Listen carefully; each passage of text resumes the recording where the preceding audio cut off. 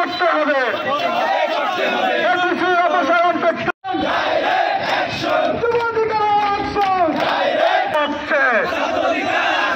শিক্ষা অধিকার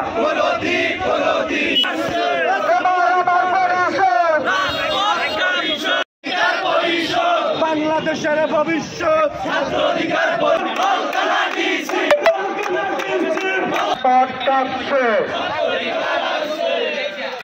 বিপ্লবীদের পরিষদ শিক্ষা অধিকার পরিষদ বাংলাদেশের ভবিষ্যৎ শিক্ষা অধিকার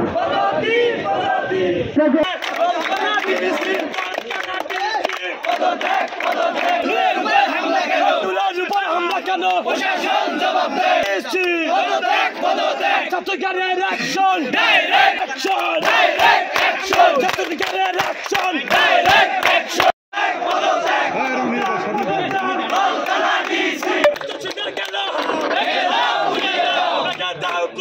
এই শেখ হাসিনা হয়ে ওঠার পিছনে যাদের ভূমিকা সব থেকে বেশি এই ডিসিরা 2018 সাল 2024 সালে যে নির্বাচন হয়েছে সেই নির্বাচনে এই ডিসিরা শেখ হাসিনাকে আশ্বস্ত করেছে আপনার দলীয় নেতাকর্মী দরকার নাই, আমরা আপনাকে পাশ করিয়ে 300 আসনই জাতীয় সংসদে পাঠাবো। চেষ্টাই করেছে এই ডিসিরা। দেখবেন যে 2014 সাল 18 সাল এবং 24 সালেও যে নির্বাচন হয়েছে এই ডিসিদের ভূমিকা ছিল সব থেকে বেশি।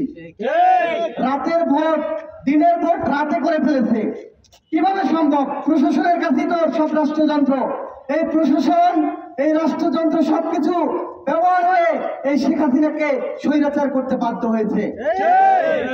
2024 সালের 5 আগস্ট পরবর্তী এই বাংলাদেশে যদি প্রশাসন এই সচিবরা এই ডিসিরা যদি মনে করে তারা আবার সেই আগের যুগে ফিরে যাবে, তাহলে বলবো শেখ হাসিনা যে বিমানে করে পালিয়ে গিয়েছিল সেই ভিডিওটা বারবার দেখেন, বারবার দেখেন, বারবার দেখেন, আপনাদের অবস্থা ওই রকমের হতে বেশি দেরি নাই।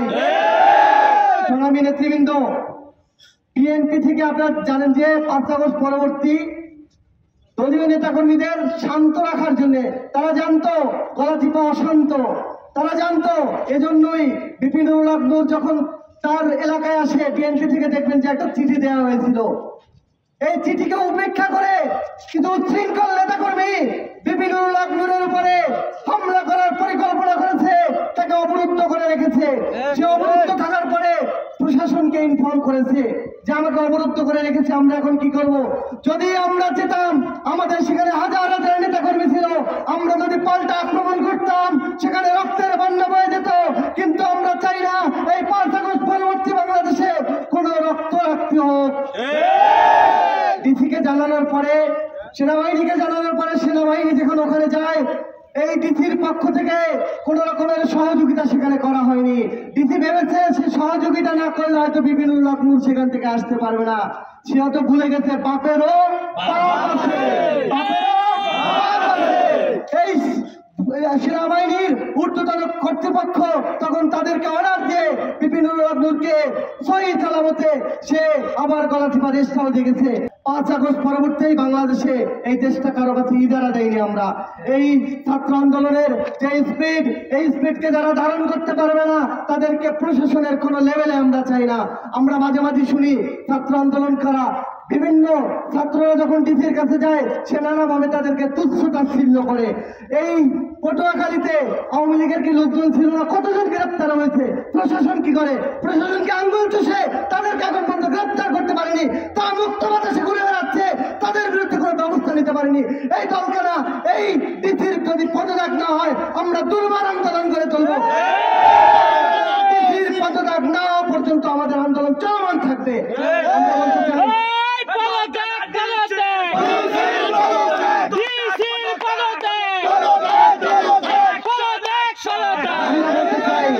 আমরা বলতে চাই এই ডিসিকে আমাদের নেতৃবৃন্দ বলে গেছে বিভিন্ন সময় আওয়ামী লীগের অনেক নেতাদের সাথে একই মঞ্চে থেকে প্রোগ্রাম করতে দেখা যায়। আপনারা কি জান পাই যে একই মঞ্চে থেকে প্রোগ্রাম করেন? আপনাদের কার চাকরি দিয়ে মঞ্চ থেকে নামাই দেওয়া উচিত ছিল। আওয়ামী লীগের সাথে এক মঞ্চে প্রোগ্রাম করেন, ওই মঞ্চের যে আয়োজক তাদের উচিত ছিল কার চাকরি দিয়ে তাদেরকে এই মঞ্চ থেকে নামিয়ে দেওয়া। এ ধরনের ব্যক্তিরা ডিসি হিসাবে মাঠে থাকলে আগামীতে জনগণের প্রত্যাশা অনুযায়ী একটি যে নির্বাচন সেটি হবে না এবং জনগণ তাদের দ্বারা সেবা পাবে না। এই ডিসি বিএনপি নেতা হাসান মামুন এবং জেলার আরো 2-1 নেতার সাথে সখ্যতা গড়ে তোলে তারা হারুন বেনজির হতে যাচ্ছেন। জুলাই অভ্যুত্থানে হারুন বেনজিরদের পতন হয়েছে। বাংলাদেশের প্রশাসন জনগণের কাছে জবাবদিহিতা করবে, জবাবদিহিমূলক প্রশাসন হবে, জনগণের জন্য কাজ করবে, কোনো রাজনৈতিক দলের জন্য নয়। এই ডিসির কর্মকাণ্ড জুলাই অভ্যুত্থানের স্পিডের পরিপন্থী। এই পটুয়াখালী ডিসি তাকে অনতিবিলম্বে অপসারণ করতে হবে,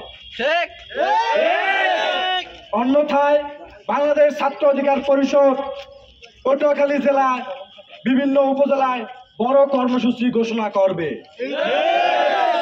আপনারা জানেন এই 24-এ গণ অভ্যুত্থানের পরে এরকমের কোন ফ্যাসিজম আর এই বাংলাদেশে কায়েম হতে দেব না। এই ছাত্র সমাজ, এই জনগণ এত রক্ত, এত জীবন দিয়ে বাংলাদেশকে আবার একটি স্বাধীন দেশকে রূপান্তর করেছেন। সেখানে এরকমের ফ্যাসিস্ট বিভিন্ন অফিস আদালত দপ্তরে এখনো বসে আছে। এই সমস্ত দলকানা ডিসি, দলকানা অফিসার, এদের কারণেই বিগত দিনে আওয়ামী ফ্যাসিস্টরা একটি দলকানা দেশ বানিয়েছিল।